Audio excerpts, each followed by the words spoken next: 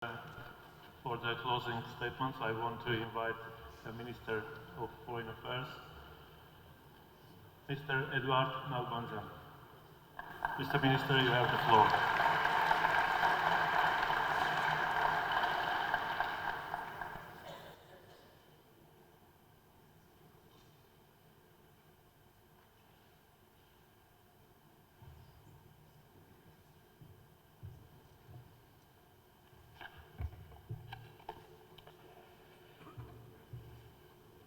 Ֆորումի հարգելի մասնակիցներ,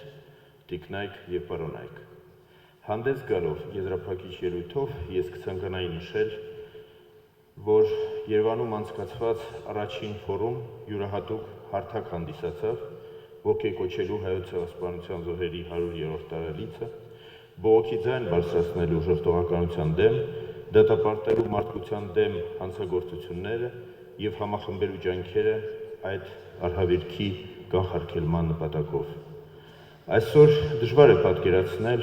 որ ընդամենը 50 տարի առաջ, երբ Հայոց ցեղասպանության 50-րդ տարելիցն էր նշվում, այն մարդկության անցյալի մութ էջերից էր և շատ չէր արծարծվում հայկական շրջանակներից դուրս։ Հայ ժողովրդի հավաքական միահամուռ ջանքերը և միջազգային հանրության աջակցության շնորհիվ է, որ այսօր մենք վստահությամբ կարող ենք ասել, որ Հայոց ցեղասպանությունը համաշխարհային ճանաչում է ստացել։ Երբ նշվում էր 100-րդ տարելիցը, շատերն էին հարց բարձրացնում, թե ինչ է լինելու հաջորդ տարի։ Մենք արդեն վկան ենք այն իրողության, որ հետևական աշխատանքը չի դադարում ոչ տարելիցներից առաջ, ոչ տարելիցներին, ոչ էլ դրանցից հետո։ Երկրորդ ֆորումի անցկացումը հենց դրա մասին է վկայում։ Այս ֆորումը, որ իր հաջող ընթացքով նախորդ տարվա ֆորումի արժանի շարունակությունը հանդիսացավ, վերածվում է ցեղասպանությունների և մարդկության դեմ հանցագործությունների կանխարգելմանն ուղղված պայքարի կարևոր ձևաչափի։ Ինչպես ֆորումի բացման ելույթում նշեց Հայաստանի Հանրապետության նախագահ Սերժ Սարգսյանը, աշխարհի որևէ անկյունում իրականացված ցեղասպանություն պետք է ընկալվի որպես ողջ միջազգային հանրության ձախողման հետևանք, իսկ դրանց կանխարգելումը որպես յուրաքանչյուրիս, այնպես էլ ողջ մարդկության պատասխանատվություն։ Համոզված եմ, որ հենց այս իրողության գիտակցումն է բոլորիս հավաքել մեկ հարկի տակ։ Հիշողությունը պետք է ուղեկցվի գիտակցությամբ, ինչպես այսօր նշեց Վարդան Գրիգորյանը։ Տիկնայք և պարոնայք, ամփոփելով մեր աշխատանքները, ցանկանայի նշել, որ երկրորդ գլոբալ ֆորումի հիմնական թեմա հանդիսացող ցեղասպանությանը և մարդկության դեմ հանցագործությունների հաջորդած փաստականների և վերապրածների վերաբերյալ քննարկումները ոչ միայն արդիական են, այլ մեր օրերում հատուկ հնչողություն են ստացել։ Կցանկանայի շնորհակալություն հայտնել բոլոր նրանց, ովքեր այս թեմաների շուրջ բովանդակալից ելույթներով իրենց նպաստը բերեցին ֆորումի արդյունավետ ընթացքին։ Արծարծված հարցերի լայն շրջանակ պարունակող նիստերը վերհանեցին հաճախ ստվերում մնացող բազմաթիվ հարցեր։ Ցանկացած հանցագործության մասին խոսելիս, իհարկե, պետք է նախ և առաջ անդրադառնալ այն մարդկային կյանքերին և ճակատագրերին, որոնք իրենց վրա կրում են հանցանքի ողջ ծանրությունը։ Ֆրանչեսկա Պիանան իր ելույթում համոզիչ կերպով ցույց տվեց ներկայումս առկա միգրացիոն ճգնաժամի և դրա շուրջ 100 տարի առաջ հետպատերազմյան Եվրոպայում առկա իրավիճակի միջև ընդհանրությունները։ Մարդասիրական օգնության տրամադրման համար բարենպաստ միջավայրի ապահովումը հարկավ պետք է լինի տարբեր պետությունների և միջազգային կազմակերպությունների պարտականություններից մեկը՝ ճգնաժամային իրավիճակներում։ Իր ելույթում սրա կարևորությունն ու հրատապությունը մեզի ցույց դրեց Յոախիմ Սավելսբերգը։ Փախստականների և վերապրածների առջև ծառացած բարոյական, հոգեբանական, իրավական խնդիրները հանգամանալի կերպով վեր են հանել Էլայսա Վոն Ջոդեն Ֆորջի և Ջակ Փորտերի կողմից։ Ցեղասպանություն հանցագործության տարբեր բաղադրիչների մասին համակարգված զեկույցով հանդես եկավ Սաիդ Չետինօղլուն։ Ավելացնեմ, որ շատ դեպքերում վերապրածների նկատմամբ հանցագործությունները շարունակում են բուն ցեղասպան գործողություններին հաջորդող տարիների, անգամ տասնամյակների ընթացքում։ Խոսքս այն դեպքերի մասին է, երբ փորձ է արվում թաքցնել կամ ժխտել իրականացված հանցագործությունները։ Սա միանշանակ ոտնձգություն է վերապրածների հիշելու իրավունքի նկատմամբ։ Նրանց առաջնային պահանջը հենց կատարվածի աներկբա ճանաչումն է, քանի դեռ սա չկա, վերապրածները և վերապրածների ժառանգները շարունակում են մնալ հանցագործության զոհի կարգավիճակում։ Իր ելույթում անդրադառնալով ժխտողականության խնդրին, Հայաստանի Հանրապետության նախագահն ընդգծեց, որ այն ամենամեծ հարվածն է վերապրածների համար, նշելով, որ այսօր էլ մարդկությունը ցավոք պակաս ունի մարդկայնության։ 101 տարի անցել 15 թվականի ողբերգական օրերից, 100 գումարած 1 տարի, դրանք ոչ միայն հայ ժողովրդի կորստյան, դիմադրության և վերածննդի տարիներ էին,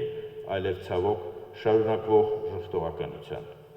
1,5 միլիոն գումարած 1, սա այն կարգախոսն էր, որով տասնյակ հազարավոր մարդիկ դուրս եկան փողոց, իրենց բողոքն արտահայտելու ատելության մթնոլորտի նորօրյա զոհի Հրանտ Դինքի սպանության դեմ։ Թուրքական հասարակության մի ստվար զանգված իր ձայնը բարձրացրեց, փորձելով քանդել ատելության և ժխտողականության շղթաները,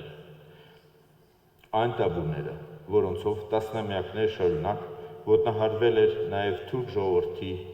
ճշմարտությունն իմանալու իրավունքը։ Սակայն Թուրքիայի այսօրվա իշխանությունների դիրքորոշումը շարունակում է տրամագծորեն տարբերվել իր հասարակության այդ առաջադեմ հատվածի պահանջներից։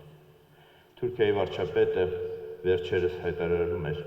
որ քրդերն այսօր համագործակցում են Ռուսաստանի հետ ճիշտ այնպես, ինչպես 20-րդ դարի սկզբին համագործակցում էին հայկական ավազակախմբերը։ Հենց նման բառերով հայերի նկատմամբ իրականացված բռնաճնշումները 100 տարի առաջ փորձում էր հիմնավորել Թուրքիայի այն ժամանակվա վարչապետ, հայոց ցեղասպանության հիմնական կազմակերպիչներից մեկը Տալա-Ատան։ Ակնհայտ է, որ 100 տարվա ընթացքում այստեղ ցավոք շատ բան չի փոխվել։ Այս կարգի դրսևորումներն են, որ պարատ հող են ստեղծում նոր հանցագործությունների համար և ճշտմարտացի էր այսօր Ջորջ Կլունին, երբ ասաց, որ մենք ոգեկոչում ենք այլևս երբեք, բայց դա կրկնվում է նորից, նորից և նորից։ Տիկնայք և պարոնայք, ցեղասպանության և մարդկության դեմ հանցագործությունների վերապրածների կյանքի պատմությունները հուզիչ են, միևնույն ժամանակ իրենց մեջ բազմաթիվ ընդհանրություններ են պարունակում։ Երկու վերապրածներ՝ Աննա Աստվածատուրյան Թուրքոտի և Յոուկ Չանգի ճակատագրերը ևս բացառություն չեն կազմել այդ առումով։ Նրանք երկուսն էլ ստիպված ընտրել են գաղթի ճամփան, իրենց հյուրընկալված երկրներում ուսում ստացել, կայացել և այժմ բեղուն գործունեություն են ծավալում։ Առանձնահատուկ էին Քաբանդա Ալոյսի և Նադյա Մուրադի պատմությունները։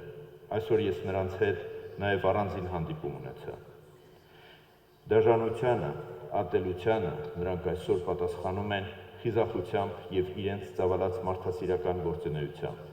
Հենց այսպիսի անհատներ են, լինի դա Ռուանդայից, Կամբոջայից, Իրաքից, թե այլ վայրերից, որ կանգնած են ընդդեմ ցեղասպանությունների պայքարի առաջին գծում։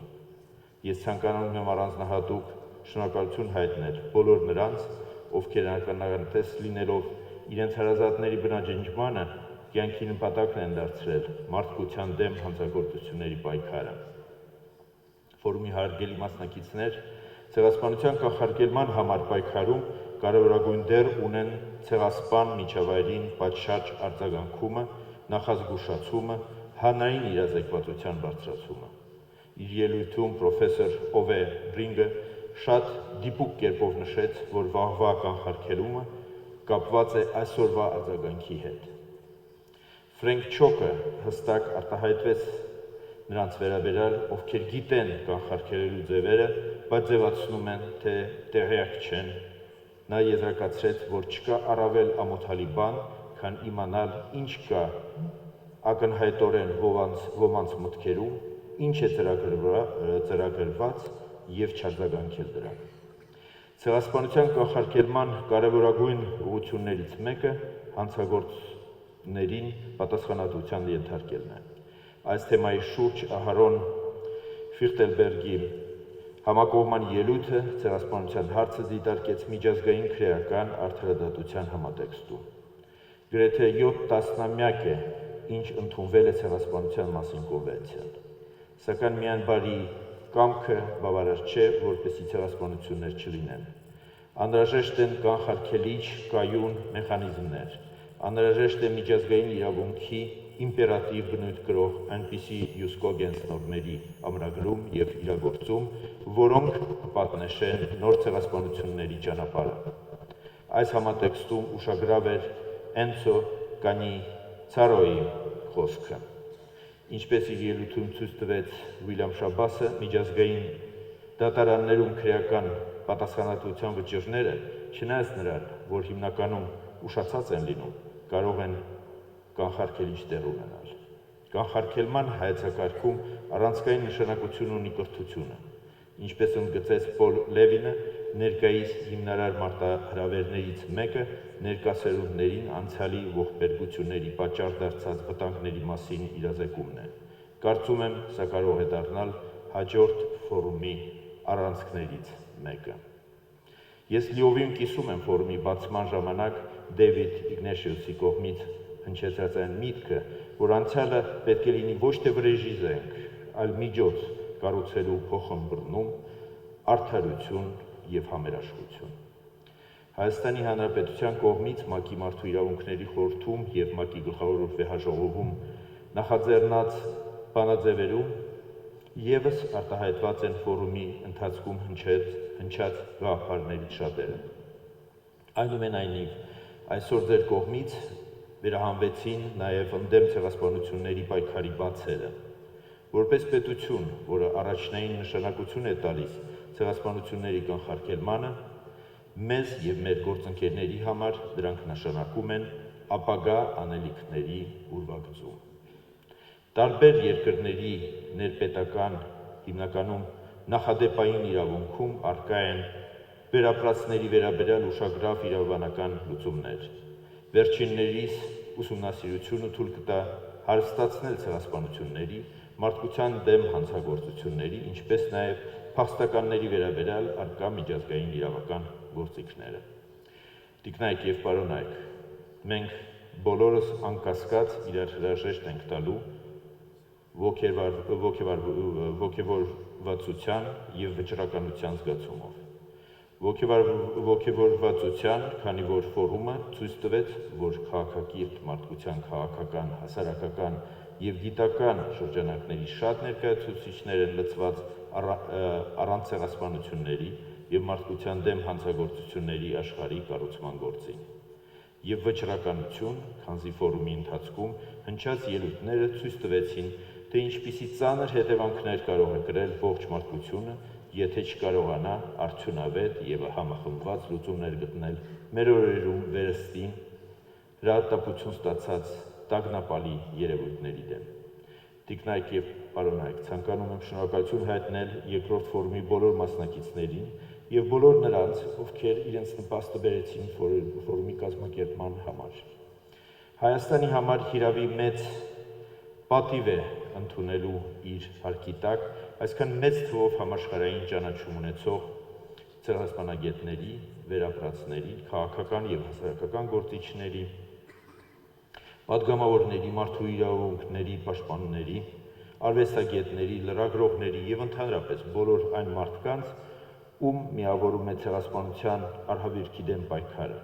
Վստահ եմ, որ ֆորումի աշխատանքների ընթացքում հնչած գաղափարներն ու առաջարկությունները կարևոր տեղ կզբաղեցնեն մարդկության դեմ հանցագործությունների կանխարգելման պայքարի շտեմարաններում։ Երկրորդ ֆորումը ևս մեկ անգամ հաստատեց այն, ինչ մենք պայմանավորվել էինք դեռ առաջինի ընթացքում, որ գործընթացը շարունակական պետք է լինի։ Տիկնայք և պարոնայք, մինչ հաջորդ հանդիպում 2 տարի անց, բոլորին շնորհակալություն։ I thank Minister Foreign Affairs for his comprehensive statement and a detailed assessment of the discussions held among the distinguished panelists and honorable speakers.